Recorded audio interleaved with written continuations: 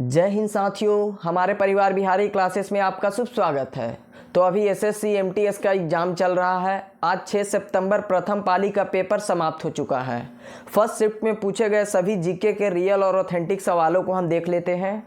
प्रश्न पूछा गया 2021 तक कुल कितने भारतीय शास्त्रीय नृत्य थे, तो इसका राइट आंसर 8 हो जाता। अभी वर्तमान में भी शास्त्रीय नृत्यों की कुल संख्या 8 ही है।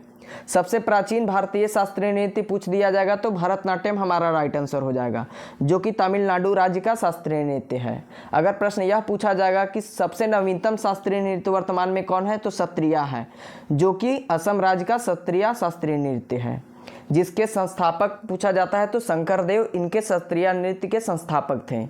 कामाख्या मंदिर कहाँ पर स्थित है, यह एक इजी सवाल पूछ दिया गया तो सभी को पता था। कामाख्या मंदिर असम के गुवाहाटी शहर में स्थित है और असम के गुवाहाटी शहर में ही अम्बुबाची का मेला लगता है, इसे भी ध्यान रखिएगा साथियों।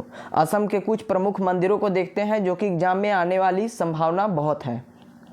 उग्रतारा मंदिर असम राज्य में है। नवग्रह मंदिर, यह भी असम राज्य का एक मंदिर है। उमानंदा मंदिर यह असम राज्य में ही स्थित है। अगला प्रश्न स्पोर्ट्स से एक पूछ दिया गया, पाकिस्तान ने कौन सी कबड्डी कप जीती है, तो 2020 की कबड्डी विश्व कप हुआ था, उसमें पाकिस्तान ने भारत को हराकर प्रथम बार चैंपियन बना था। तो उप विजेता भारत देश रहा था, इसका आयोजन पाकिस्तान में किया गया था, इसे भी याद रखिएगा। अगला प्रश्न देखते हैं, स्पोर्ट्स से ही प्रश्न पूछा गया, महिला प्रीमियर लीग का विजेता मुंबई इंडियंस ने किस टीम को हराया था, तो दिल्ली कैपिटल टीम को हरा करके मुंबई इंडियंस महिला प्रीमियर लीग का विजेता बना था। पर्पल कैप किन्हें दिया गया था, तो पर्पल कैप सर्वश्रेष्ठ बॉलर को दिया जाता है। हैली मैथ्यू जी को पर्पल कैप मिला था और ऑरेंज कैप सर्वश्रेष्ठ बैट्समैन को दिया जाता है। यह मेग लेनिंग को सर्वश्रेष्ठ बैट्समैन के लिए ऑरेंज कैप दिया गया था। अगला प्रश्न देखते हैं, हिस्ट्री का था। 1928 में HSRA Hindustan socialist Republican association क्रांतिकारी संगठन की स्थापना कहां पर हुई थी, स्थान पूछा गया है तो इसका राइट आंसर हो जाता फिरोज शाह कोटला मैदान दिल्ली में स्थित है। यहां पे HSRA की स्थापना हुई थी। इसके संस्थापक सदस्य कौन थे, यह एग्जाम में पूछ दिया जाता है। चंद्रशेखर आजाद, भगत सिंह, सुखदेव और जतिन दास, यह चारों HSRA के संस्थापक सदस्य थे। साथियों, हमारा यह वीडियो अगर आपको पिक्चर के माध्यम से समझाने का तरीका और हमारा यह ओरिजिनल कंटेंट आपको सही लगता है तो प्लीज़ हमारे इस छोटे से चैनल को सब्सक्राइब कर ले और अपनी सभी साथियों को यह वीडियो शेयर करें ताकि उनका भी लाभ हो पाए। अगला यह प्रश्न पूछा गया, अल नीनो से क्या तात्पर्य है, तो ज्योग्राफी का यह सवाल है। अल नीनो का तात्पर्य होता है यह एक सागरीय गर्म जलधारा है। अल नीनो एक गर्म जलधारा है जिसका तापमान सामान्यतः 3 से 4 डिग्री तापमान बढ़ जाता है, उसी को हम अल नीनो कहते हैं। अगला एक प्रश्न करंट अफेयर का पूछा गया था 2022 से, ह्यूमन डेवलपमेंट इंडेक्स 2022 में भारत की रैंक क्या थी, तो 2022 में ह्यूमन डेवलपमेंट इंडेक्स की भारत की रैंकिंग थी 132 हमारा राइट आंसर हो जाता। इसको जारी कौन करता है पूछा जाएगा तो UNDP united national development programme human development index को जारी करता है। अगर प्रश्न पूछा जाएगा वर्ल्ड प्रेस फ्रीडम इंडेक्स 2022 में भारत का रैंकिंग क्या है, तो 161 रैंकिंग है भारत का, इसे याद रखिएगा।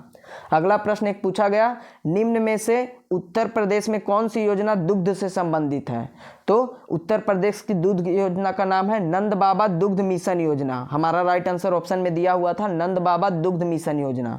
अगला उत्तर प्रदेश की कुछ योजनाओं को देख लेते हैं। वन डिस्ट्रिक्ट वन प्रोडक्ट, यह काफ़ी फेमस योजना है उत्तर प्रदेश की। भाग्य लक्ष्मी योजना, इसे भी याद रखिएगा, एग्जाम में पूछा जाएगा। अगला एक प्रश्न पूछ दिया गया, मुंबई से गोवा तक के तटीय विस्तार को किस नाम से जानते हैं, तो मुंबई से गोवा तक के जो तटीय मैदान है, तटीय विस्तार है अरब सागर में, उसे हम कोंकण तट के नाम से जानते हैं। कोंकण तट राइट आंसर हमारा हो जाता। उड़ीसा तट को हम किस नाम से जानते हैं, उत्कल तट के नाम से उड़ीसा को जानते हैं और उड़ीसा का प्राचीन नाम भी उत्कल था। उड़ीसा दिवस कब मनाया जाता है, उत्कल दिवस 1 अप्रैल को मनाया जाता है। तमिलनाडु तट को किस नाम से जानते हैं साथियों, तो कोरोमंडल तट से, और केरल के तट को मालाबार तट के नाम से जानते हैं।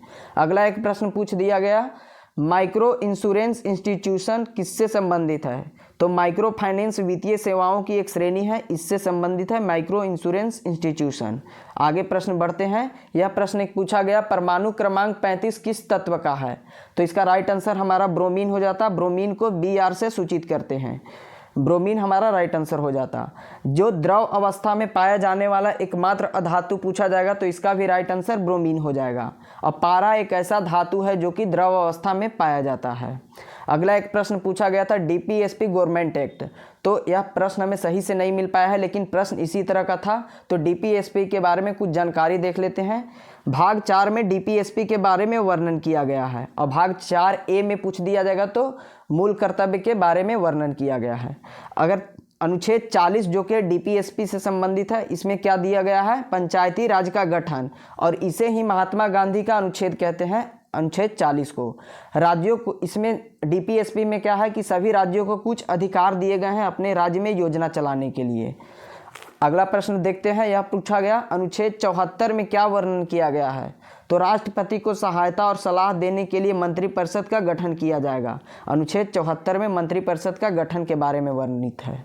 अगला एक प्रश्न पूछा गया साथियों, 26 जनवरी को गणतंत्र दिवस क्यों मनाते हैं, तो यह काफ़ी ऐतिहासिक प्रश्न है। 26 जनवरी 1930 को कांग्रेस ने स्वतंत्रता दिवस मनाने की आग्रह किया था। सभी देशवासियों को 26 जनवरी 1930 में स्वतंत्रता दिवस कांग्रेस ने मनाने का आग्रह किया था। उसी दिन को यादगार बनाने के लिए 26 जनवरी 1950 को देश का संविधान लागू हुआ और उसी दिन से गणतंत्रता दिवस मनाना शुरू कर दिए हम लोग।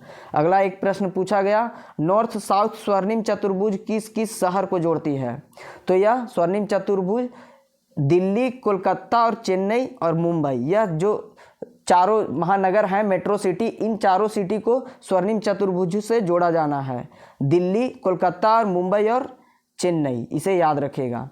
आगे देखते हैं, प्रश्न पूछा गया साथियों, कुछ प्लेयर की आत्मकथा से एक प्रश्न पूछा गया था। तो हमने पिछले शिफ्टों में भी, कल या परसों का भी शिफ्ट था, उसमें भी प्लेयर के आत्मकथा ऑटोबायोग्राफी से प्रश्न काफ़ी सारे पूछे थे। देख लेते हैं कुछ ऑटोबायोग्राफी प्लेयर्स का। टेस्ट ऑफ माई लाइफ, यह युवराज सिंह की आत्मकथा है। प्लेइंग इट माई वे, यह सचिन तेंदुलकर जी की आत्मकथा है। A century is not enough, कल पूछा गया था यह प्रश्न, तो सौरव गांगुली की यह आत्मकथा है। 281 एंड बियॉन्ड, यह पुस्तक है VVS लक्ष्मण जी की आत्मकथा। अगला प्रश्न देखते हैं, सोंगी मुखौटा नृत्य कहाँ किया जाता है, तो यह हमारा राइट आंसर हो जाता। महाराष्ट्र ऑप्शन में दिया हुआ था। सोंगी मुखौटा नृत्य महाराष्ट्र में किया जाता है। महाराष्ट्र के कुछ और नृत्यों को देखते हैं। कोली नृत्य, यह महाराष्ट्र में किया जाता है। तमाशा, लावनी काफ़ी प्रसिद्ध है। पोदास नृत्य, यह याद रखिएगा, पोदास एग्जाम में पूछा गया नहीं है, यह पूछा जा सकता है। पोदास नृत्य महाराष्ट्र का एक चर्चित नृत्य है। साथियों, यही सभी प्रश्न पूछे गए थे इस शिफ्ट में। बिल्कुल रियल और ऑथेंटिक प्रश्न है। प्लीज़ हमारे इस चैनल को सब्सक्राइब कर लें और अपनी तैयारी को बेहतर बनाएं। धन्यवाद।